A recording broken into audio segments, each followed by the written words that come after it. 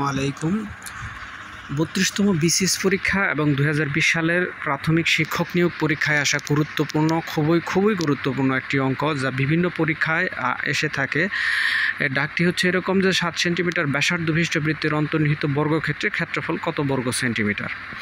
তো চিত্র থেকে আমরা যে জিনিসটা দেখতে পাচ্ছি যে বর্গের যে শীর্ষবিন্দুগুলো আছে, যেহেতু বৃত্তের অন্তর্লিখিত বর্গ তাই বর্গের শীর্ষবিন্দুগুলো সবগুলো বৃত্তের পরিধির উপর পড়েছে। তো পরিধির উপর পড়লে আমরা এখানে একটা জিনিস লক্ষ্য করি যে বর্গের যে কর্ণ আছে তা মূলত বৃত্তের ব্যাসের সমান। তো আমরা এখানে লিখতে পারি যে এখানে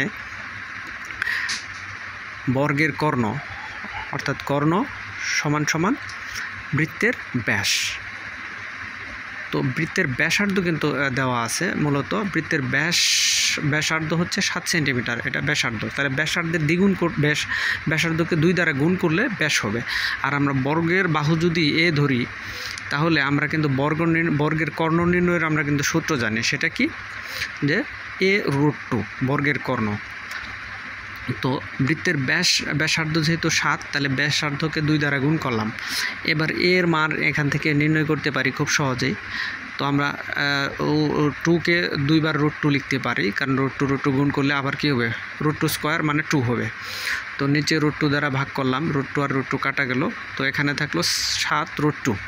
তো এটা হচ্ছে বর্গের বাহু। তাহলে ক্ষেত্রফল কত হবে, বর্গের বাহুকে কিন্তু স্কোয়ার করলেই ক্ষেত্রফল হবে।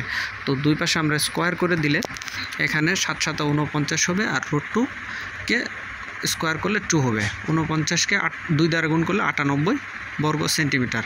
সুতরাং উত্তর আমাদের 98 বর্গ সেন্টিমিটার। উত্তর হবে খ নাম্বার।